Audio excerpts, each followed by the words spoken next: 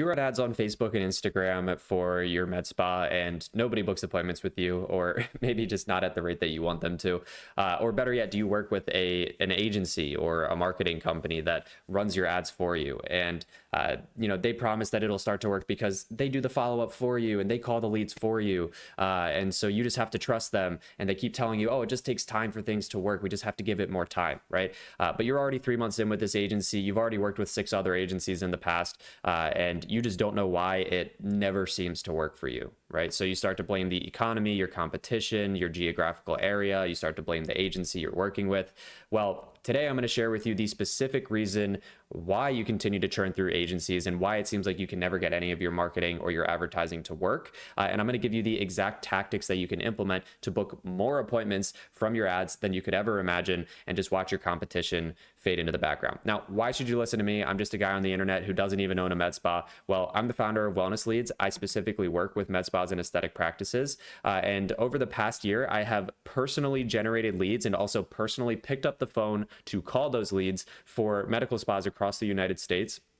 And I booked nearly 1,000 appointments over the course of 2024 for these med spas. So I've personally experienced what does work and also what doesn't work when running ads for medical spas. Now, I want to start this video by comparing the results of that I got for 2 different clients using the same exact ad campaign.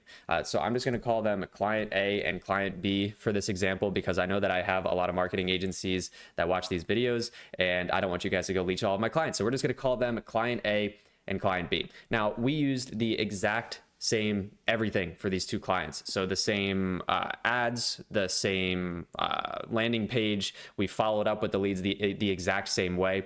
But the big difference here is that client A was getting about like 3 appointments per week. Okay, so they were getting about 3 appointments per week. So not bad, right? Not bad, but also not like super exciting, not something to get super excited about. And now client B was getting about 3 appointments, and they're still to this day getting 3 appointments per day from this same ad campaign, Monday through Friday. And I was really confused, right? Because how could the results be so different, right? And I started to think about it, and I realized that for Med Spa A, we got way less leads, and way less of those leads picked up the phone when we were calling them than Med Spa B, right? And now Med Spa B, way more leads and also way more people picking up the phone. But that still didn't really answer my question, right? The campaigns are identical. And so that didn't really answer why client A was getting way less leads, right? We're using the same offer, literally the same everything, okay? We also handled the leads the exact same way. We had the same call cadence, the same texting. Everything was pretty much the same in terms of the follow-up. But still, Med Spa B was getting literally 10 times the amount of leads. Like right now on that campaign, we are currently averaging about like 10 to 15 leads per day. And it's like so much, it's like hard to even keep up with. And they're also getting way more pickups. So way more people are actually picking up the phone. And thus they're getting way more appointments. So is it could it be the geographical market, for example? So like, is it just like the area that you're in? I wasn't convinced of that because I think that the markets that they were in are pretty comparable. Was Med Spa A just doomed to fail, right? Because a lot of people feel like they're just doomed to failure. I'm not going to accept that as an answer. And so I didn't want to, I didn't want to make that the reason that Med Spa A wasn't successful with this campaign. But then while I was thinking about it, I also started to think about the general sentiment of the phone calls, right? And so like, how did these conversations go over the phone? And for Med Spa A, it always felt like we were trying to prove something to them about why they should come in for an appointment. So the phone call kind of felt more like an argument, or like, they felt like it was an interruption in their day, right? That's how the phone calls were typically going for client A. And now client B, the phone call was much more pleasant, right? For Med Spa B, the leads would pick up the phone and it almost felt like they were desperately hoping that we would still have spots left for this offer. Like it was almost as if they didn't even care what this med spa was offering. They were just like, I don't care, sign me up, I want this. I'm really hoping that there's a spot left. So instead of like an argument or an interruption, it was almost like we were a welcome guest, right? Like they were just happy to have gotten our call and they were so excited to book the appointment when we actually called them. And then I realized that MedSpa B's leads, so all the leads that we were getting from MedSpa B, they were coming into the call. So whether we were picking up the phone and calling them, or whether we had scheduled a time to chat with them, they were picking up the phone with a massive level of trust for the business before we could even speak any words, before we could even say anything. People just trusted MedSpa B way more, right? And so the reason that MedSpa B can book 3 appointments per day with this offer, while MedSpa A is just barely getting 3 appointments per week, is because of their reputation. Okay, so this is the big lesson that I had from this client in particular, is that the reason that MedSpa B is so successful with these ads is because of their reputation. It has nothing to do with the ads themselves and everything to do with the invisible journey that your leads take when they find out about your business. And so what is the invisible journey? They look you up on Google, they browse your website, they check out your before and after pictures, they look at your social media, they look at how many reviews you have on Google. And it's not that MedSpa A in this scenario like had bad reviews or anything. They actually have 5 stars on Google, but what they weren't doing is they weren't displaying a ridiculous amount of proof. Okay, this is the key here, is that they weren't displaying a ridiculous amount of proof. And that's exactly what MedSpa B was doing, is they were displaying a ridiculous amount of proof. And so on MedSpa B's website, they have dozens and dozens of before and after pictures, which give people the opportunity to say, like that before picture, like that kind of looks exactly how I look right now. And that after picture is exactly what I do want to look like when I get my treatment. And so this was the big driver here, is that they had so much proof. And not only did they have a ton of before and after pictures, but they also had a ridiculous amount of reviews as well. So their Google, they just had the sheer quantity of reviews that they had on Google was like 10 times the amount that client A had.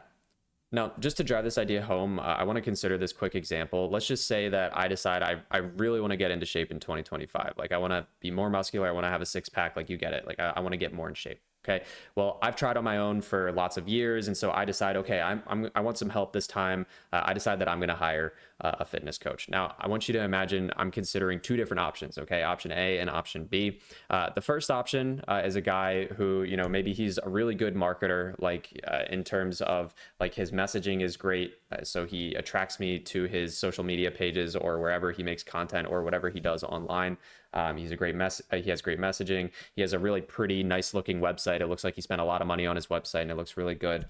He has good social media, and then he has like 3 before and after pictures on his website showing transformations of people who got into shape, right?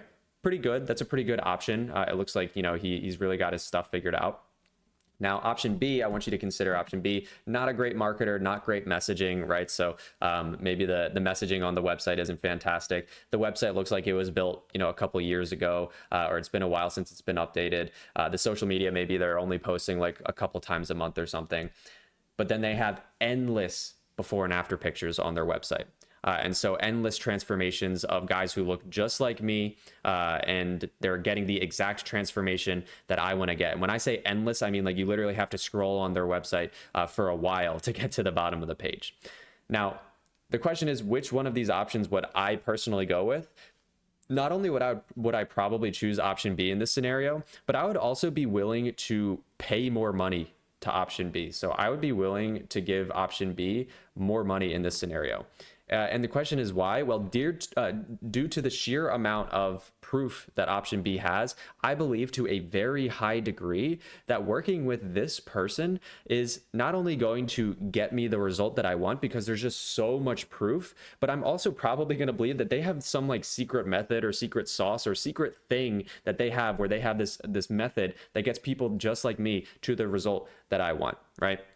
And so not only would I probably choose option B, but because there's such a proven method and because the degree that I believe that it's such a high degree that I believe that I'll be able to get that result, I would not only choose option B, but I would also pay option B more money than option A.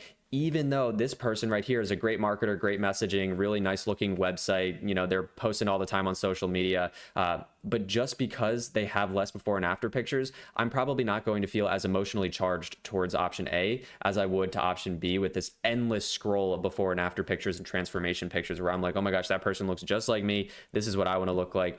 This is amazing, right? And so the point in all of this is this, right? Proof is more important than any marketing, than any slick marketing or any advertising or any sales tricks that you possibly have. Proof is way more important than all of that. And said in a different way, proof is the most important marketing that you could possibly do. So gathering proof is the marketing. Like if you just kind of reframe your perception of what marketing is, imagine marketing is just gathering as much proof that you are good at what you say as you possibly can. Right. And it's so important. Proof is so important that it's the difference between, running an ad campaign on Facebook and getting a couple leads a day. They barely pick up the phone. When they do pick up the phone, it feels more like a fight than it does a conversation. And it's the difference between that and getting 5 to 10 leads a day. People can't wait to pick up the phone because they spend all this time looking at your social media and the before and after pictures. And when they do pick up the phone, they are practically begging to get on your calendar, right? It's the difference between booking 3 appointments per week from an ad campaign and booking 3 appointments per day. And I probably don't have to say this, but the person who's booking 3 appointments per day is likely going to have a much greater ROI on their ad campaign than the person who's booking 3 appointments per week, right? Proof is that important. And so let's get into some specifics here. That's enough theory. How do we actually get so much proof that the leads you generate from your ads are going to practically beg you to book an appointment? Well, there's only really 2 types of proof that you should focus on as a medical spa owner or as an aesthetic provider. And those are before and afters. And so before and afters can be before and after pictures. It can be before and after transformation videos. And then also testimonials, right? So testimonials can be reviews on Google, just getting people to say nice things about your business, whether that is in a video form or a written form, right? Notice that I didn't mention your degree or your fancy certificates because everybody has those, right? And most people do not care. It is very rare that we will get somebody on the phone and they will ask us for the credentials of the doctor or the credentials of the injector, right? It's happened maybe a couple times in my entirety of doing this, but it is very, very rare. And the reason for that is because most people just want results, right? And they want to feel as certain as possible that the result that they want is going to happen, right? And the way that we make them feel certain about those results happening is through before and afters and testimonials, where we can say, hey, we don't have to tell you how amazing we are. We're just going to show you how amazing we are. And that's why when people are scrolling on social media and they come across one of your ads and then they click onto your social media page or they click onto the landing page that you send people to, and they're just scrolling forever with all of these incredible before and after pictures, they're like, all right, I get it. I need to get more information on this. I need to book an appointment for this, right? So what's the goal in all of this? The goal should be to get as much proof as you possibly can. Like, you should get ridiculous amounts of proof to the point where someone who's looking at all the proof on your website or in your funnel or on your social media would think, okay, I get it. Like, I don't need to see more. How do I book an appointment? Like, it should be so overwhelming. The sheer quantity of proof that you have, the sheer quantity of before and afters that you have should be overwhelming to somebody, to the point where they're just like, I will pay whatever price it takes in order to get this result. This company clearly is very good at what they do. I don't need them to tell me how amazing they are. I just want to book the appointment, right? And again, if I just return back to the example that I was talking about earlier in this video, that was the big difference between the 2 medical spas that were running the same ad campaign. Is Medical Spa B had so much proof that people got to the phone, and a lot of times they would mention the before and afters, or they'd be like, oh yeah, I took a look at your website, I took a look at your social media, and I just, I'm ready to book my appointment. And it was that easy. It was so much easier. And this was a huge wake-up call for me. And just a great reminder of how important proof actually is.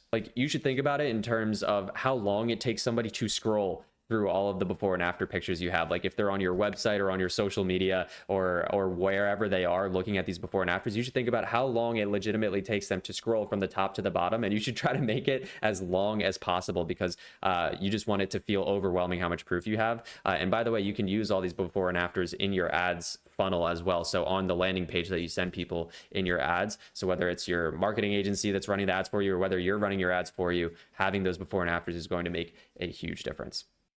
Now, how do we get proof? How do we get more before and after pictures, and how do we get more testimonials, right? Because this is the difficult part. I can tell you how important proof is, but then your thought is probably, well, this is, it's easier said than done, right? One thing that I hear a lot of med spa owners say is that it's tough to get people to consent to using their pictures for marketing purposes, which, by the way, you need to get written consent from all of your clients before you use before and after pictures for marketing or training purposes. So the real question isn't how do we get more proof, but the real question is how can we increase the likelihood that someone will say yes to using their before and after pictures? Well, let me ask you this, right? When would someone be more likely to saying yes to using their before and after pictures in marketing? Would it be before they got their treatment, when they're still feeling a little bit unsure about the treatment, they're a little bit nervous for it, they're not feeling super confident in how they look? Or would it be after they've gotten the treatment, when they're super happy with the results, they can't say enough nice things about you, and they're feeling amazing with the way that they look? Obviously, the obvious answer is after. They're much more likely to say, yes, you can use my before and after pictures after they've gotten treated and they're feeling good about themselves. Now, the issue here is that most med spas have patients sign a consent form before they get treated, right? And in that consent form, it says, hey, would you be willing to allow us to use your pictures for marketing purposes? And a lot of people just don't check yes for that option, right? So how do we actually fix this? Well, first off, I need to say this, the strategy I'm going to share in this video is for informational purposes only. It's based on my personal experiences and general knowledge of marketing best practices. I am not an attorney, and this shouldn't be considered legal advice. Laws regarding photo consent and marketing practices vary by location and industry, so I strongly encourage you to consult with a qualified attorney to ensure compliance with all applicable laws and regulations before implementing these strategies into your business. Now, with all of that out of the way, what I would recommend you do is that you have people sign your regular consent forms before they're treated, right? In that consent form, you can have some kind of verbiage around like how you take photos for your medical records specifically, and how you take before and after pictures for internal use. And you could keep the focus in that form about the functional need for photos, right? So taking before and after pictures, it helps us monitor your progress and just to make sure that you get the best results. Now, what you want to do is you want to create an additional consent form that they're given after they've gotten results. And so on the first consent form, you don't want to say anything about, hey, can we use your pictures for marketing purposes, right? You only want to say something about how we use before and after pictures for our internal systems just to make sure that you're getting results. But then you create an additional consent form that you give them after they've gotten the results and they're super happy. And then the way that you're going to present it is something like this. So here's the exact script that I would use. So, after they've gotten their treatment, maybe you're at like a checkup appointment or a follow-up or something, you say, hey, Samantha, how are you feeling about the results? Or, hey, Samantha, are you feeling confident with your results? Are you happy with the results? And now, most likely, if you did a great job, that's the person you want to ask for a review anyways. So if you did a great job, they're going to be like, oh my gosh, it was amazing. I'm super happy. This is great. Then you would go, oh, awesome. Well, we love to hear that. We're actually so happy with your results as well. And we think it's some of our best work. Now, can we actually ask you for a huge favor? And now the reason that we're framing it like this is because people feel an inherent obligation to help those who are in need. And so we're asking for a huge favor after we just got them incredible results. Then from there, they're going to be like, oh yeah, sure. Like, what is it? Or what do you need? Then from there, what you would do is you would pull up all of the before and after pictures on your website. So you would literally like have like a laptop or an iPad or your phone. You'd have some way to show them the before and afters that are currently on your website. The reason that we do this is because it's like, look at all these people who said yes to us using their before and after pictures. Then what you would say is, hey, we love to show off our amazing clients on our website and our social media. It helps us connect with more people that are just like you. We just wanted to know if you'd be open to us showcasing your incredible transformation as well. Now, 9 times out of 10, people are probably just going to be like, yeah, sure, that's totally fine, because they're looking at all these before and after pictures of other people that all said, yes, you can use our pictures. And they're also feeling super good about themselves. Their results are there and everything. If they say yes, then you would go, thank you so much. That's amazing. That helps us out a ton. Also, I know we're asking for a lot here, but could you also possibly just take like 27 seconds really quick just to leave us a review on Google? That helps us grow, and it would also mean the world. And now what happens then is they leave the review on Google, you get another 5-star review, then you can use that review for your marketing purposes as well. Right? You should do this exact script with every single client you ever work with for the rest of your life, unless they're clearly unhappy about their results. If they're not happy with their results, obviously you shouldn't go asking for reviews, because that might lead to a 1-star review. But any client who's happy with their results, you should ask them for the rest of your life for a review, and also to use their before and after pictures in the way that I presented it to you here. And you should have the 2 consent forms. The first consent form gets permission to take the pictures for your internal purposes. The second consent form gets permission to to use it for your marketing purposes. The best day, the best time to start getting before and after pictures and testimonials was the day you started your business. And the second best time is right now. So starting today, you should implement this system and you should ask everyone. There should never be someone that you don't ask. And you should use this to increase the likelihood that people say yes to using them. You need to really stop thinking of yourself as a medical spa owner or an aesthetic practice owner, and you need to start thinking of yourself as the owner of a before and after production company. As ridiculous as that sounds, if you think of yourself as a before and after production company, you're going to get way more clients than you could ever imagine, and things are just going to be a lot easier. Your marketing is going to be more enjoyable and fun because people are just going to say yes more often. And also your bank account is going to thank you when you start booking appointments, more appointments than you could ever imagine. So I hope this video is helpful. If you want help implementing systems like this and also potentially having us help you get 30 qualified aesthetic consultations in 90 days. And if we don't get you that result, then you wouldn't pay us a single dime. Then go to wellnessleads.co. So wellnessleads.co, watch the video on that page, click the button below to book a call with me, and we can see if it's a good fit. Hope to see you then.